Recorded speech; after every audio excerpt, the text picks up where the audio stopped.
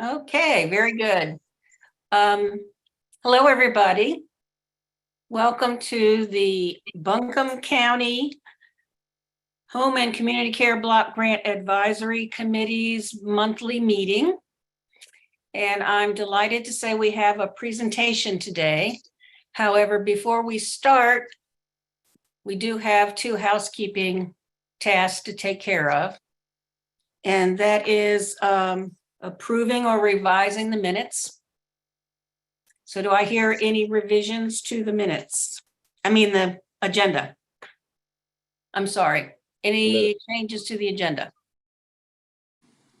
No. Do I hear a motion to approve the agenda?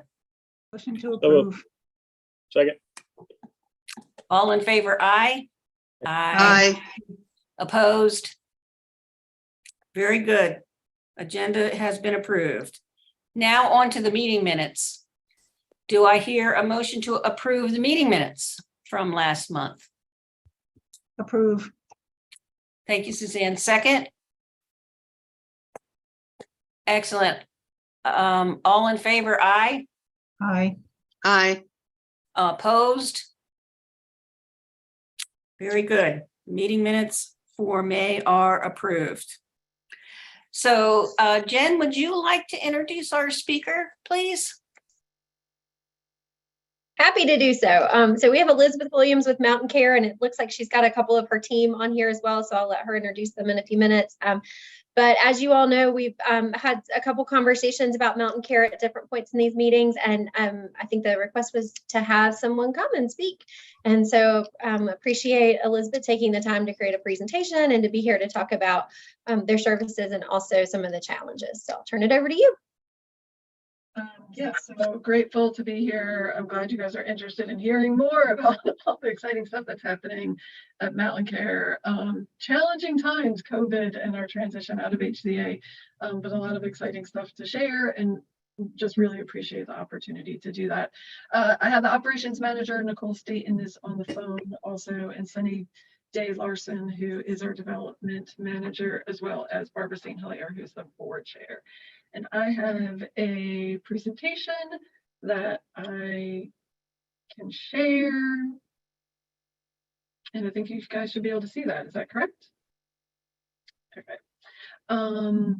So I was sent a series of questions and I appreciated it. That was helpful to know a little bit about what you were additionally looking into learning from us. And so I think I've addressed all the questions in the presentation, but I'll make sure that I've done so at the end. So the first question was just really about where we are with coming out of HCA and mission. And so this is just an overview of where we were at the end of 2019. So we started the transition out of mission and HCA at the beginning of 2019. And we basically created all new infrastructure. These services were pulled out and started our own nonprofit. So kind of a startup, but a startup that was running at full capacity. So we had 68 employees. We had 5 service areas in 3 different counties. We had created literally, redid our business. We didn't have the business office anymore. We didn't have HR. We didn't have IT. We didn't have a foundation that was directly connected with us solely. We took all of this on ourselves, and we were also in bold, as you can see, part of the reason why we didn't stay with mission and HCA is we were running at a 1.8 million negative operating margin. So we came out with all these services, with all these staff at the end of looking at 2020 with a budget of 1.8 negative million. So a big lift for 2020. We had lots of things that we were going to do to a lot of things to work on in 2020. And as we know, COVID hit. And we've just been going like this ever since. But 2023, we are now down to 2 service areas in 2 counties, and it's primarily adult day services in Buncombe and Henderson County and supporting caregivers. We have 31 employees. I'm really excited to say that we had a positive operating margin for this year. So we're at May, our year-to-date financials are closing at a positive of So just thrilled of all of the work that the team has done to get us from a 1.8 negative to a 44,000 positive. We do have continued challenges. The one challenge is our AR, which I talked to Jen a little bit about this morning in terms of Medicaid. Our tax IDs was the old tax ID of Care Partners. We're still sharing that tax ID.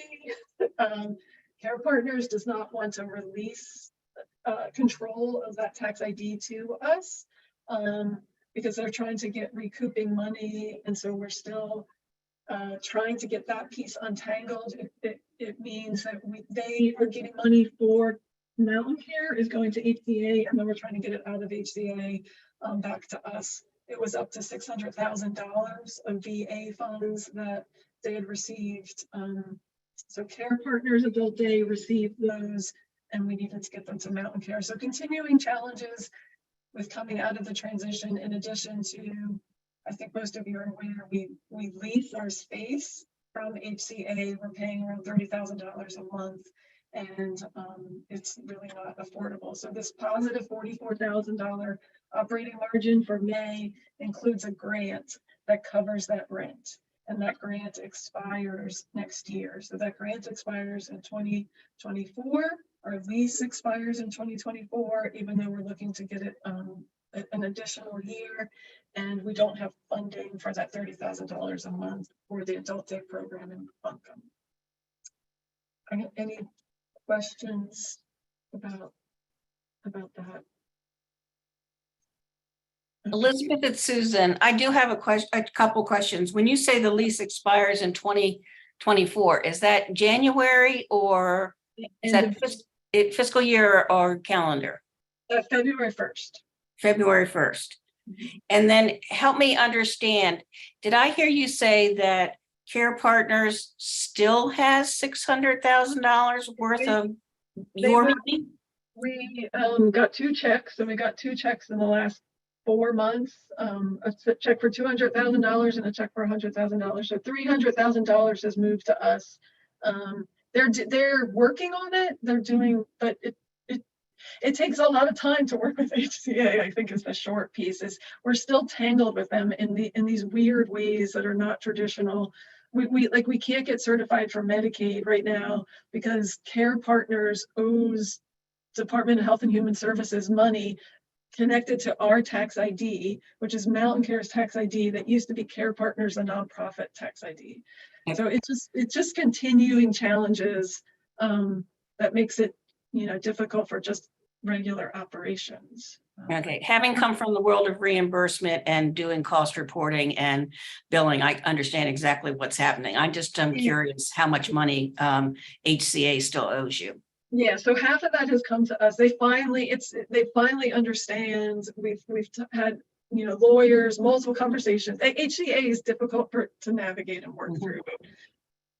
I have a question. You'd mentioned that you have grant funds right now to cover the rent that's going to be expiring in 2024 as well. Where were those grant funds coming from? So that was coming from WNC Bridge, which was Care Partners Foundation. So Care Partners Foundation, WNC Bridge has been helping us through this transition, but those funds are expiring at the end of that year. Now, were you looking for new space if you can't get this lease back and also find the money to pay for it? Could you speak to that a little bit? Yeah, so we are. I mean, so we're looking for new space. So it's around 20,000 total, 12,000 in program space. The program space really determines how many people we can serve. So there's a square footage ratio for each participant, and so if we find space that we can afford that's 10,000 square feet, that's going to mean we're serving less. If we can find something with more square footage, that means that we have the potential to be serving more, and we'll go into those numbers later on. But so we are looking to either be in new space or to have permanent funding. But no one wants to pay HCA $30,000 for a rent. Like that's it's like I haven't been able to find that. So I think the best solution is for us to find a new home and not be tied to HCA, and that space anymore, which is really awful because that space has been built by the adult day program for the last 30 years. We've put a lot of effort and energy into creating a nice space for adult day.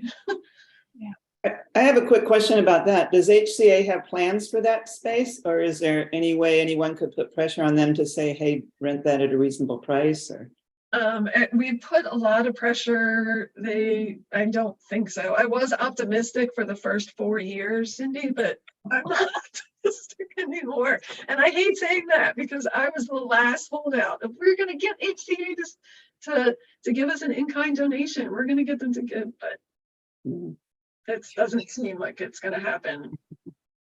Are you aware that the North Carolina Attorney General is starting to look at HCA again and to look into possible breaches of the commitments that they made in the merger agreement to maintain services? Is there any way your lawyers could use that to put pressure on them? Well, so because we were carved out, so we're not in that agreement.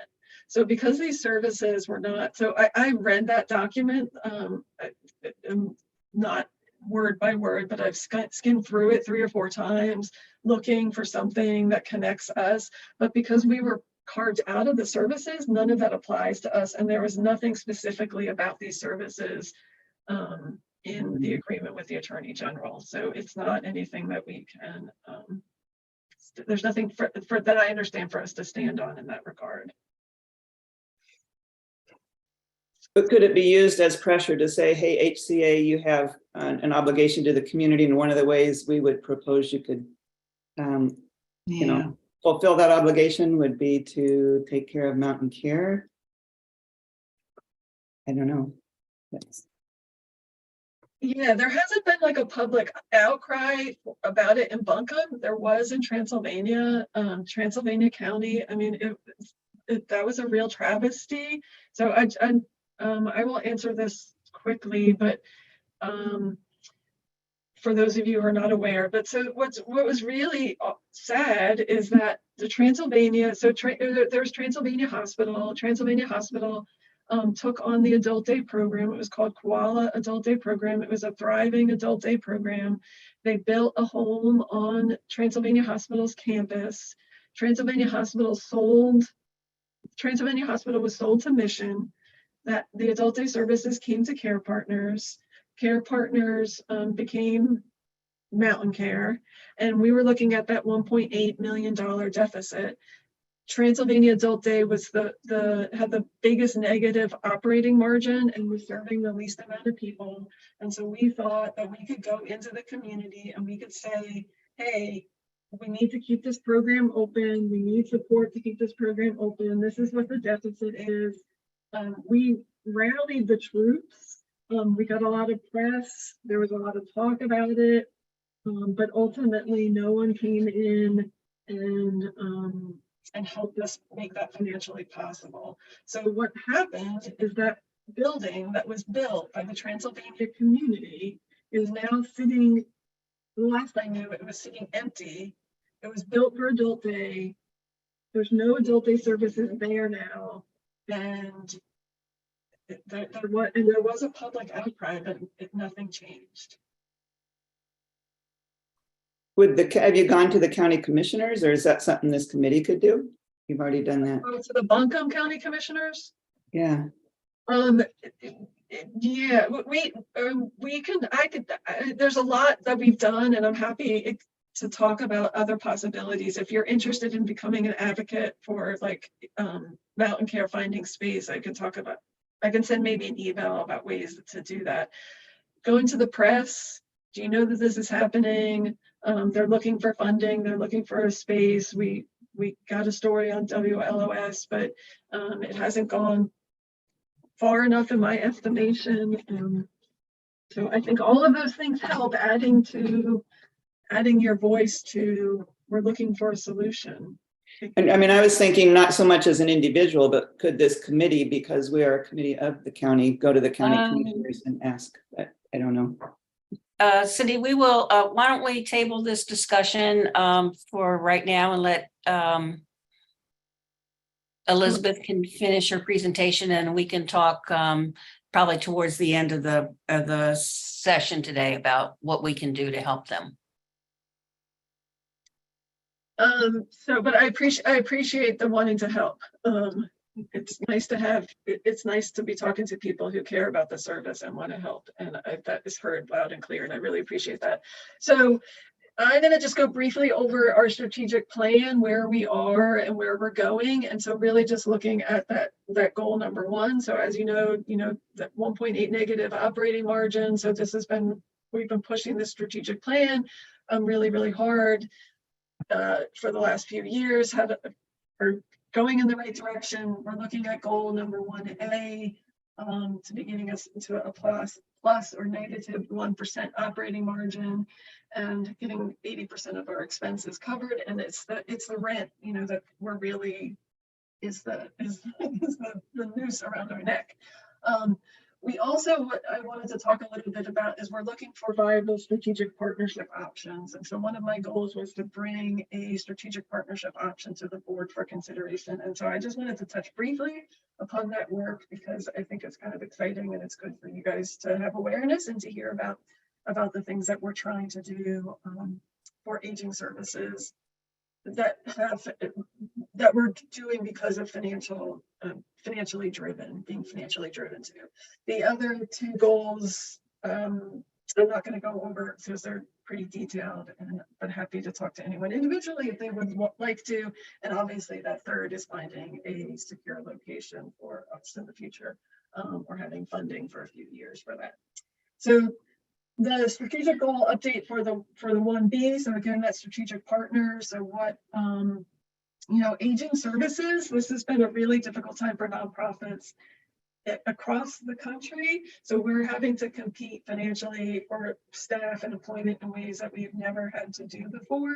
One of the things that, an example is that we have really, really struggled to have a consistent finance manager. So, and part of that is because we're just not being able to offer competitive salaries for a finance manager. So I'm offering $60,000 for a finance manager, where a finance manager can get 90, 120 easily somewhere else. And this is not just happening to me, but in other nonprofits. And so we brought 5 nonprofits to sit together and sort of talk about what our challenges were as nonprofits in this new post-COVID world with increased need for aging adults. And this was in part work that came up from the Active Aging Center. So trying to move forward the outcomes that we wanted from the Active Aging Center. And so trying to do this in a different way. And so sitting together with 5 agencies, and that's the Council on Aging in Buncombe County, the Council on Aging in Henderson County, Meals on Wheels in Buncombe County, Jewish Family Services, and Mountain Care. And we all are providing services to aging adults, and we're all having the same challenges. And these motivating factors is what we all sat down together and agreed upon. These are the things that are driving us to sit together and look at ways to be doing things different. One of the things that we're doing is right now I'm sitting in Council on Aging in Henderson's office. So I'm acting as the interim Council on Aging executive director. So we're sharing the cost of me with Council on Aging in Henderson. We have also brought on a finance manager, and we're sharing the cost with the finance manager. So instead of the $60,000, I'm able to pay $45,000. The other agency is able to pay $45,000, and we're able to get a finance manager that has the capacity to handle our finances. We're also doing that with an HR director. So we're looking at 3 administration positions that we're sharing, and we're splitting the cost, and we're looking for ways to be doing that with these other organizations. We're having our 3rd meeting tomorrow, Thursday, to continue these conversations, but kind of excited about where this could potentially go and some of the work that's being done. And what I think is really important for the allocations committee to know is that this is what the funders are doing in order to make sure that we have the infrastructure and the capacity to continue to provide the services and to increase the services as needed. So any questions about any of that? And I would love to talk more about this as we venture deeper into this work.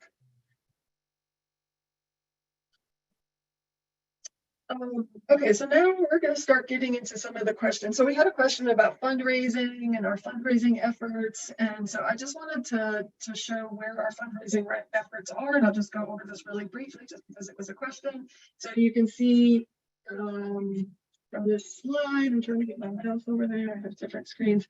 So from 2015 to 2020, this is when Care Partners Foundation supported us and raised money for Adult Day. They told us at the end of 2020 that we would need to be doing those things for ourselves. And so we had in a few months' time, got a donor database together, got some software together, hired a development manager, and started doing fundraising for ourselves. So really proud of the effort that we have made in a short period of time. And I'll go to the next slide, but you can see that we're doing a much stronger raising of donations for ourselves as an organization than the foundation was doing for us previously. And I have this broken down a little bit more detail. And this is just year to date for May. So you can see individual gifts. This is where we were in May. This is how many donors we have, how many gifts we have in May of 2021, our volunteer hours, and the value of those volunteer hours. And then you can see, again, this was May in 2022, but you can see that we increased our corporate gifts, we increased the numbers of gifts, and we increased the numbers of donors. And we started tracking in-kind gifts. We weren't doing that before with a dollar amount. And then you can see in 2023, we are surpassing where we were with the amount for the individual gifts, as well as the number of gifts, as well as the number of donors and the in-kind hours. And so we have never had a development program before. This is brand new for us.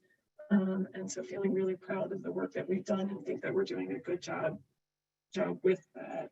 And so that was one of the questions that we received. The next few slides are going to be talking about who we're serving and how we're serving and what's going on with our historic. So this is our dashboard, and this is just a small glimpse of it. This is what we look at monthly with the team and what we look at monthly with the board. And so we track all kinds of KPIs, all kinds of key performance indicators. So the first line, and this is just for the Buncombe program, the first line is our total inquiries. And so you can see our target for this, and this is a monthly target. This is an average. We're looking at 16. And if you follow that across, you can see in 2019, that was about our average. So this is our pre-COVID numbers. And then 2022, you can see that that number increased. So there was a comment just that people aren't as interested in the program, and that's why our numbers are down. And so I just wanted to make that pretty clear that it's not that people aren't calling.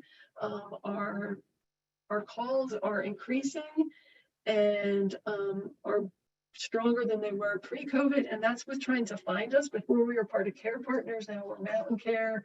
People still don't necessarily know, oh, Adult Day is Mountain Care, but we're still, we're exceeding our inquiries. And the next is our enrollment. So this is how many people we're enrolling a month. And so we're striving to have 2 enrollments every single month. 10, I'm sorry. And part of the reason why we've been struggling with this is because of staffing.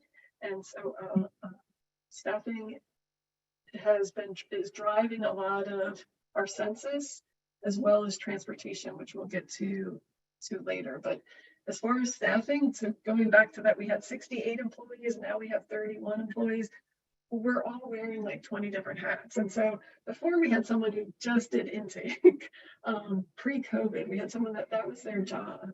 And now that job was, during COVID, that job was shared and the person was doing 3 other things. And we didn't have the staff in the program to be able to add new folks. For every, we need 1 staff person for every 6 people that we add, 6 participants.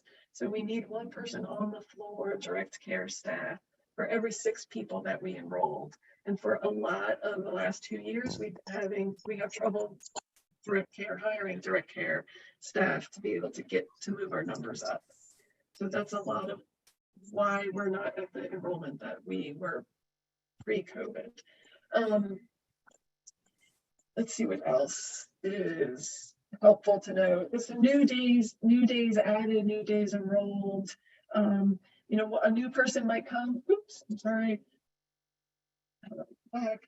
So a new person might come and they might enroll for 5 days, they might enroll for 1 day. So that's why the days are a little bit different than the amount of people that enrolling. And then dropping down to the participant days attended. So this is how we track how many people are coming on average a day. So again, if you look in 2019, you can see our average was 60. So that means there was, you know, a lot of days where it was above 60. If we had like a snow day in December, you know, you're probably looking at 30. So our average was around 60. 2022, our average was around 35.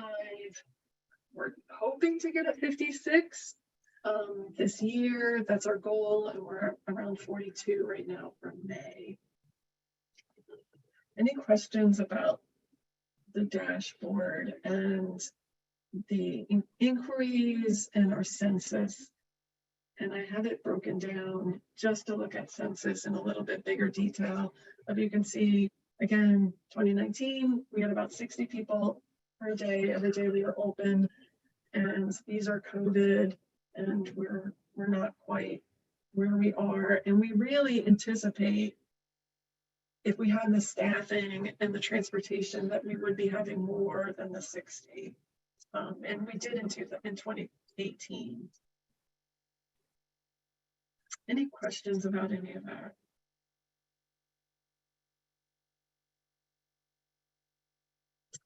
So now on to transportation. I think Greg has a question. Greg, you're muted.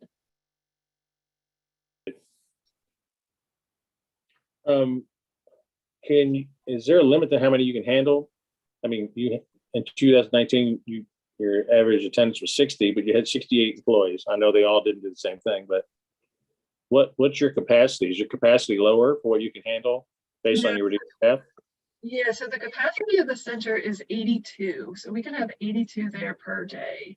But you, I mean, I'm just saying you've got 40% fewer employees. So we went from 6 programs to 2 programs. So a lot of those, so they were doing other programs. So grief support, music therapy, the Transylvania Adult Day Center. So we had a lot of programs that we had to close over the last few years. And locations too, then I guess is part of that. Okay. All right, Yeah, so we right now, to add, if we were to add 6 more people, you know, we would need to hire, for every 6 people we add at this point in time, we need to add 1 staff person. So we're at that number,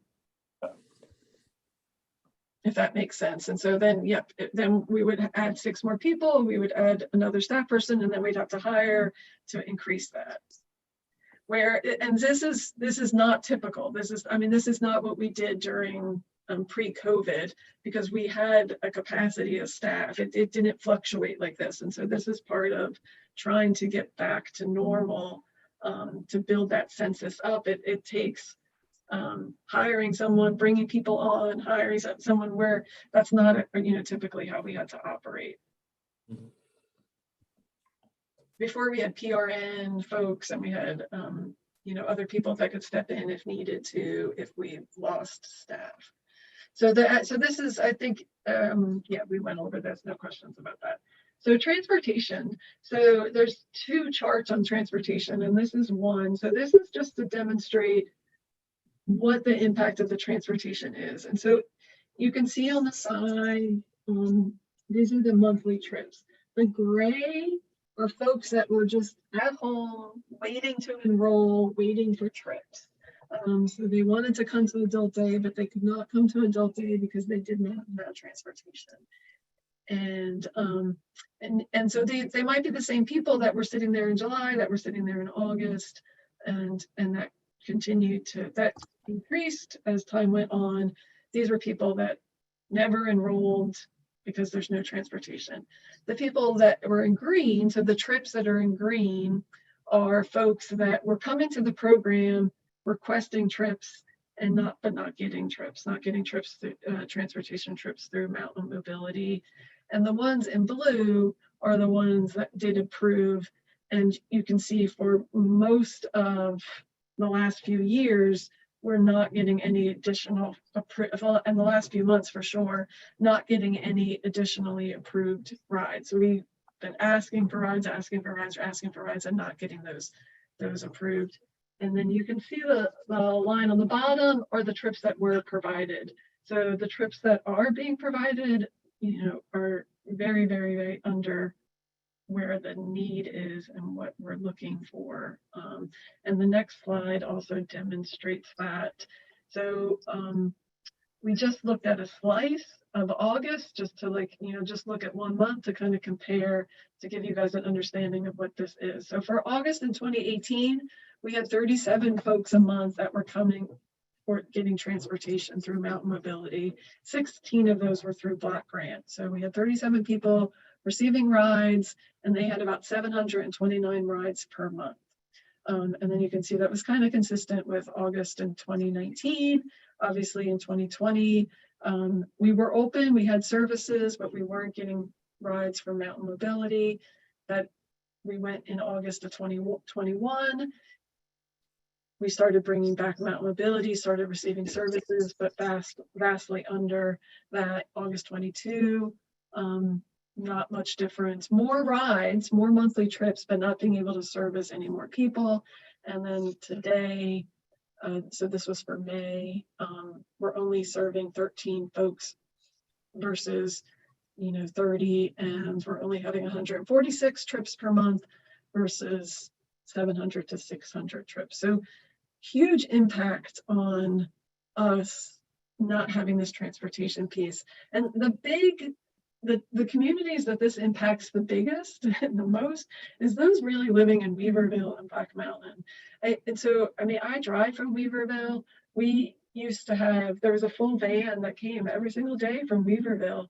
There was a full van that came every single day from Black Mountain. There were multiple people obviously on that van was packed. And when that van, and those vans are not coming from Weaverville or Black Mountain anymore. So what that means is the caregiver needs to drive 2 hours every day to bring their person to adult day. And that's a caregiver that's either a son or daughter that's working, that's someone in their 70s or 80s or 60s that are not just taking care of themselves, but now having to take care of their spouse. That's a lot of driving. And how long are they going to use adult day services? The impact of adult day services gets really, really diluted. The respite of adult day services gets really diluted when they're. I have a question about that. Why are there no vans coming from Weaverville and Black Mountain? They haven't. So some of those we need to ask Mountain Mobility. So what I'm being told is that we were subscription services. So we had folks that signed up for transportation and got transportation, say Monday, Tuesday, Wednesday, or Thursday, Friday, and those were set rides and those were set vans. During COVID, they stopped those subscription services because places closed down. So AV Tech closed down, we closed down, and Irene Wortham closed down. Those were the 3 places that got those subscription services. And what they did is they filled those in with doctor's appointments and I don't know what they're called, but not subscription, one-off appointments. And so they just haven't brought the drivers back in order to fill the subscription services to these places. And you can see that they're telling us that their goal is to get us to at least 50% by the end of the year. So they're not even planning to get us back to 100% to the end of the year. They're looking at 50. We're maybe trending towards that. I'm not sure if we're going to meet that. One thing I've been getting on my soapbox and saying is it's really frustrating to me that that we as a country there's 30,000 Amazon There's 30,000 Amazon vans around this country making sure that we get our fuzzy slippers tomorrow. If we want our fuzzy slippers or whatever, our oat milk, but we can't get one van from Weaverville to Asheville to bring 6 seniors to come to Adult Day. And I'm not exactly sure why. And I've been ranting and raving about it for a while. And it's increased some, but it hasn't moved the needle to me in the way that it should be. So when you say the 50% that they're trying to reach, is that 50% with subscription services? I think it's just hitting these numbers of 600 to 700 rides a month. And they would be subscription services. Yeah, I don't know if it means bringing a van back to Weaverville or Black Mountain. That would be Mountain Mobility. I'm not sure what their plan is and how they would bring them back and when they would bring them back. Elizabeth, this is Susan. For the upcoming fiscal year, I know we have allocated some county funding for transportation. Can you maybe speak to how that endeavor is progressing? Yeah, so we obviously haven't started using that money for it because it's for July. And so that is, we're grateful for that. That gives us a little bit of flexibility of being able to not use Mountain Mobility. The struggle is that the reimbursement rate for those non-Mountain Mobility vans is so much higher. And in part because Mountain Mobility was able to keep their cost lower because they're dealing with a higher volume. So they can pick up 6 or 7 people from Weaverville, where, you know, we would, a private van contracting with them are not going to have that same volume and are going to be charging us a little bit more.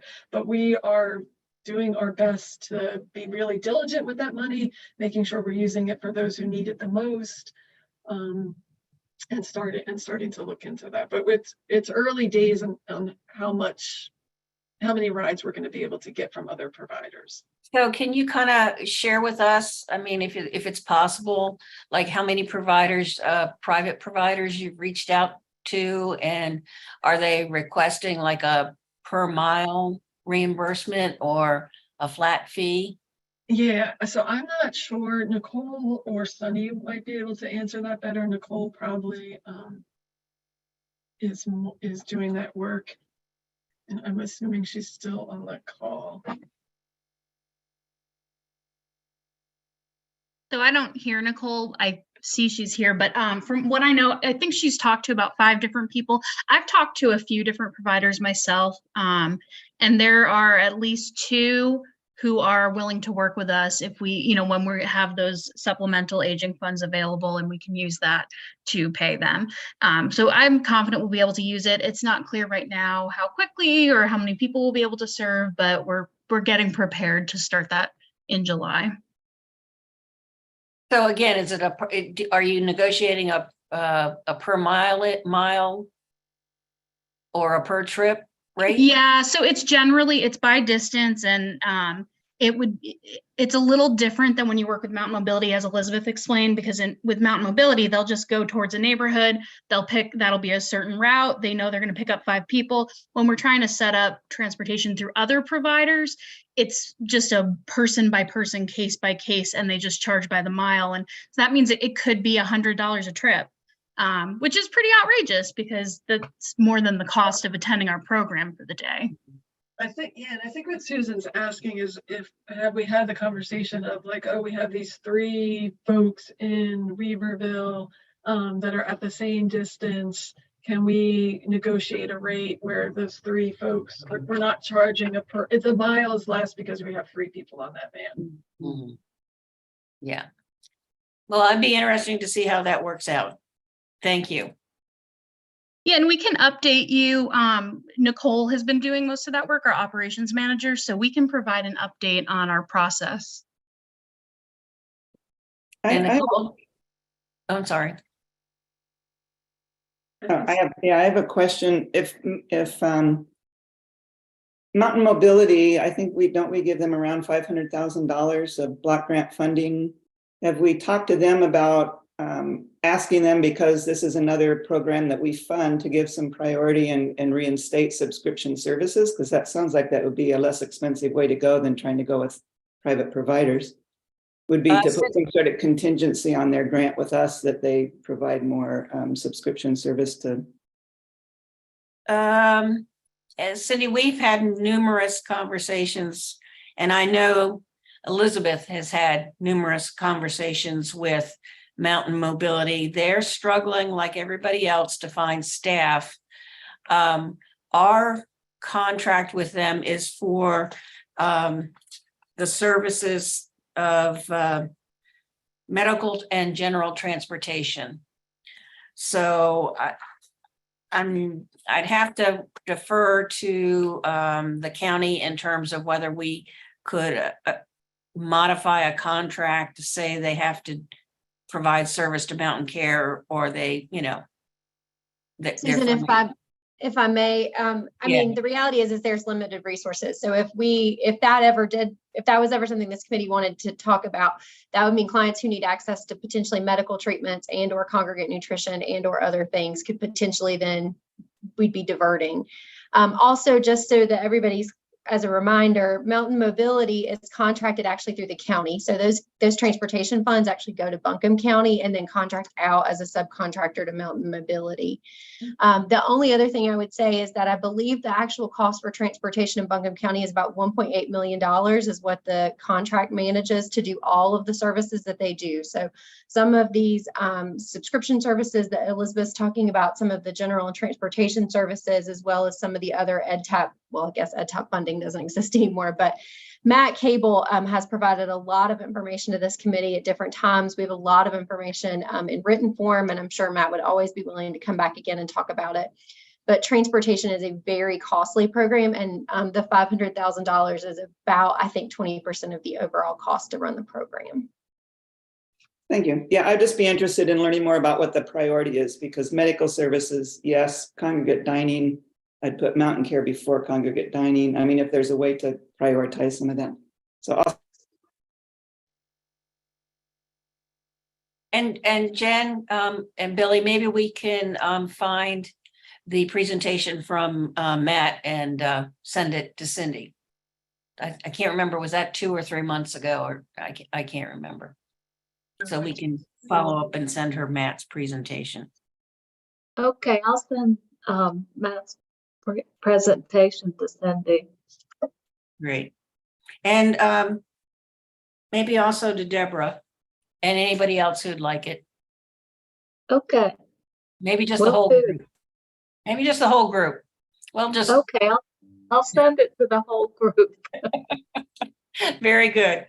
And Elizabeth, Yeah, I have one more slide.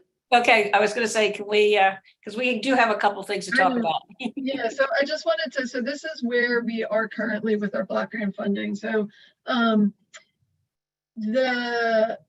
we are currently funded for July 2023. So this is what we're looking with the new funding, that we have 84 units of daycare and 115 of day health.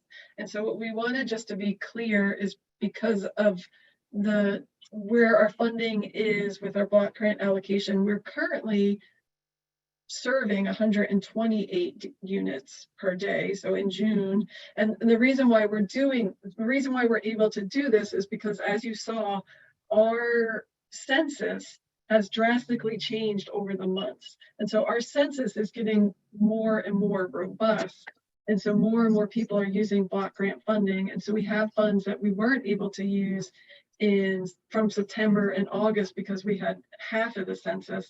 And so as our census gets back up to normal, the block grant need grows, but we don't have a year of census to be supporting that. So we are, if that makes sense, we are currently serving 128 daycare folks and 168 units of day health, which means that if we're either going to have to reduce these folks' funding in July to these rates, to these units, or we could potentially, if we keep the same amount we would potentially run out of funding for these folks in 2024 February.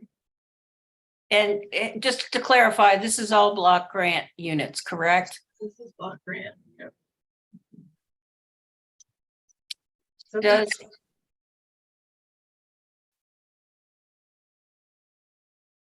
are there any more questions for Elizabeth?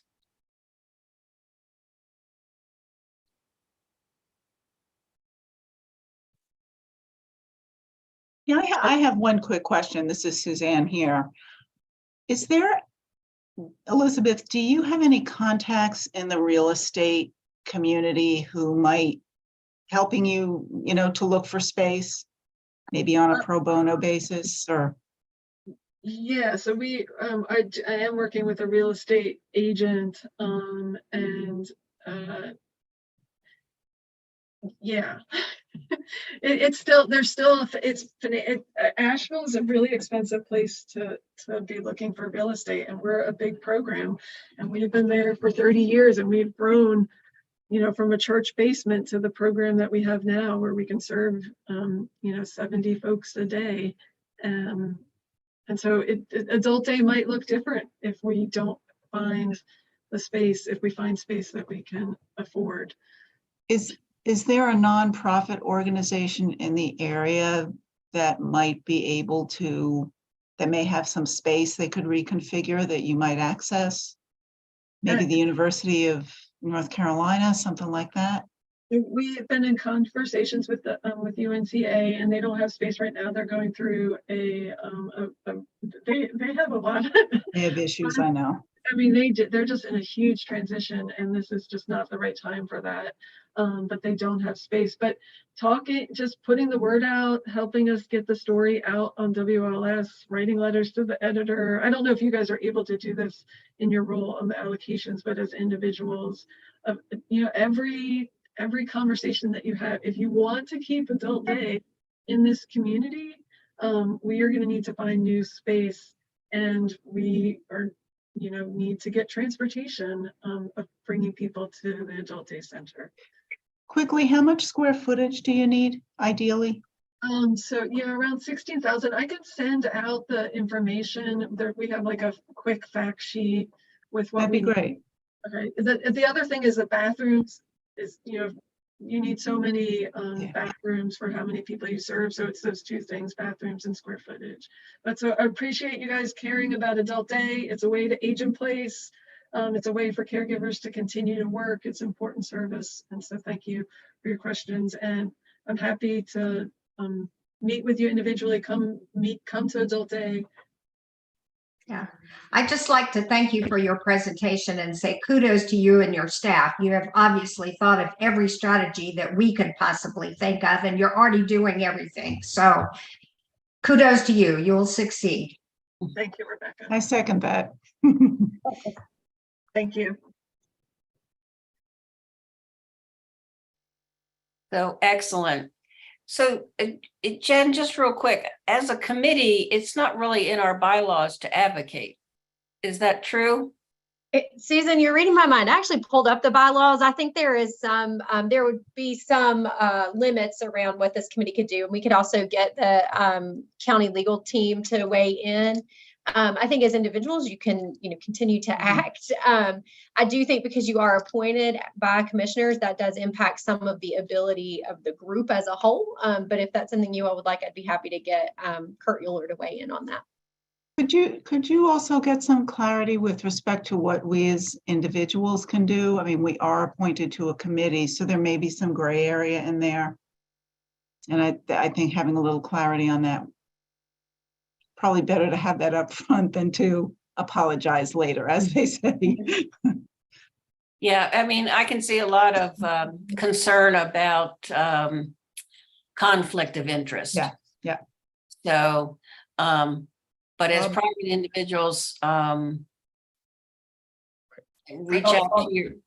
Although one clarification, Jen, when you're asking about that, since we are a committee that's appointed by the county board of commissioners, bringing it to the attention of the board of commissioners, the level of concern and the suggestion that the commissioners may want to look at taking some action. That's not exactly advocacy. It's more reporting up that a key program that they're funding is in jeopardy. I Yeah, just like to I add, have, I agree with that. And I would like to, I think I understand why we're being very cautious, but I think reporting up is a good thing to do. I think it is, I'm struck by this presentation that even though they have done a noble job of trying to get some publicity on this, this is not something most people know about or care about. And so how do you generate stuff? The third thing is how do you generate information and that will get to the right people? And then the third thing is, I do think as individuals, we have an obligation to speak our mind to our elected officials. So the corollary there is a question, to what extent should we do that as a group, and to what extent should we do that as individuals, or both?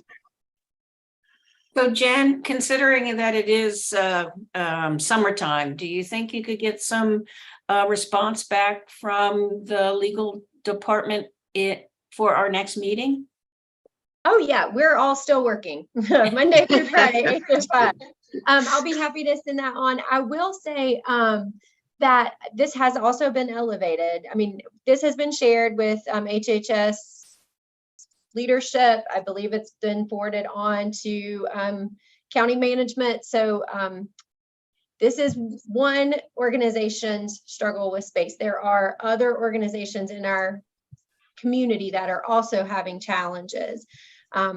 Aging services in general is not something that gets lifted to the forefront. So I just want to also continue to say that many of our providers struggle with space or organizational shifts or leadership changes as well.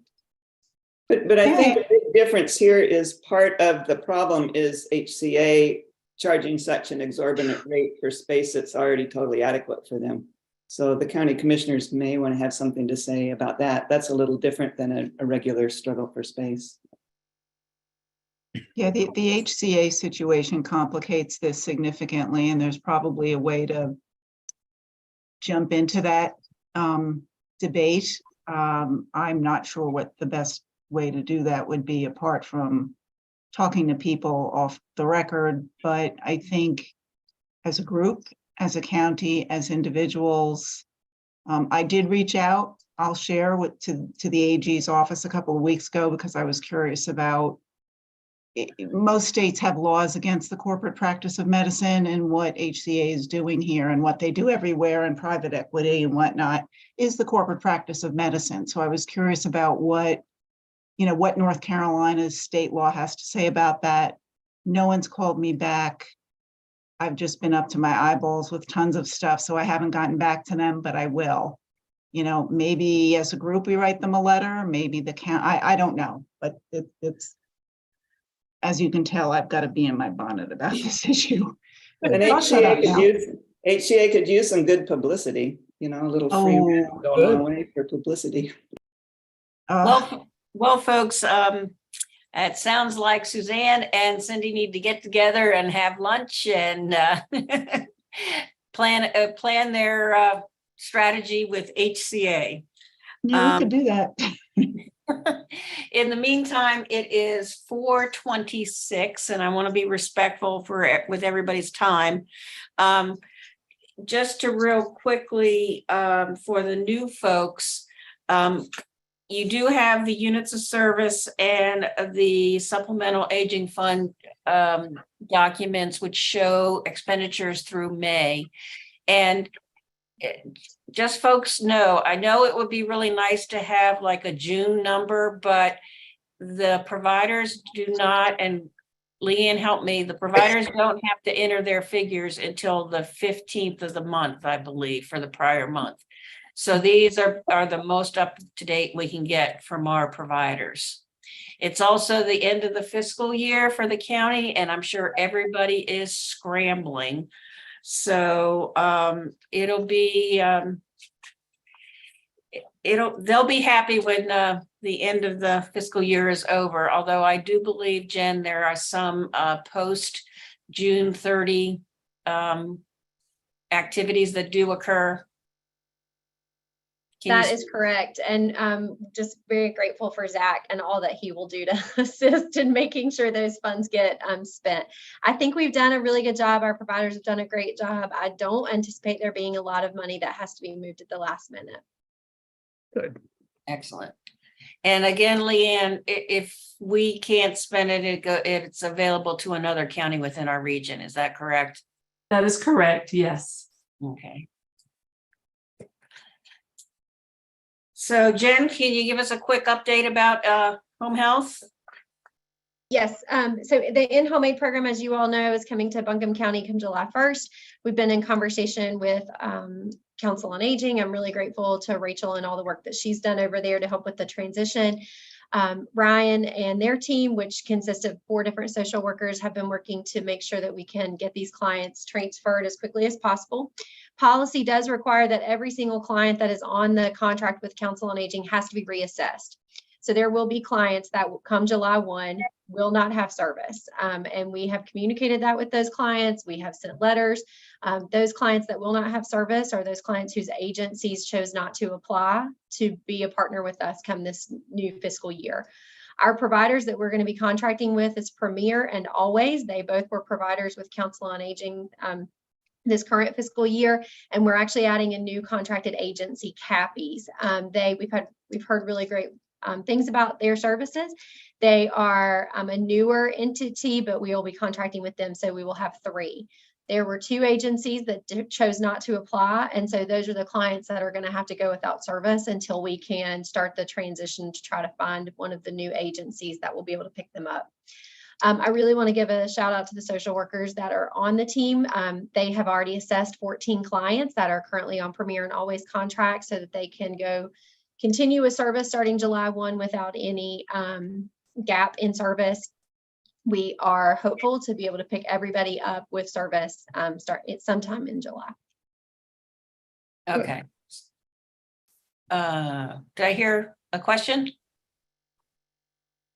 So Jen, do you think, are you saying that by the end of July, all the current clients will be on service?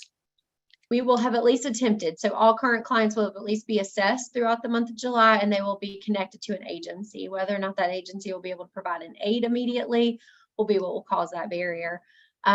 We are hopeful and we are doing all we can. And by adding the 3rd provider on, we're hopeful they'll be able to help pick up some of those clients that currently don't have an agency to serve them.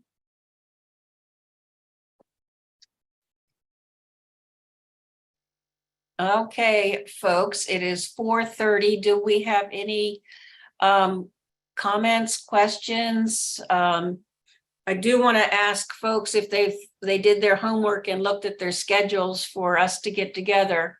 I'm vaguely thinking for me, it would be, say, September or October. So I don't know if that works for other folks. September would work for me as well as late October. And me also. I'm gone from September 6th to about the 18th, but otherwise all of October and later in September.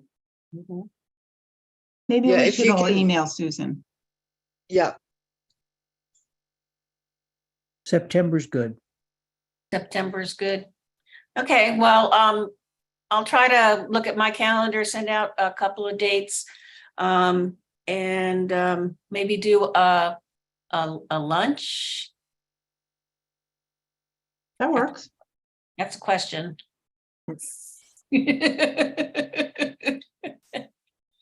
Well, folks, if there's nothing further from the group, I really do want to thank you. This is an excellent, excellent group of volunteers, and I can't thank you enough for all your volunteer time. Welcome. Thank you. Thanks. Okay, well, I'll see you next month, July 26th. Enjoy your evening. Thank you.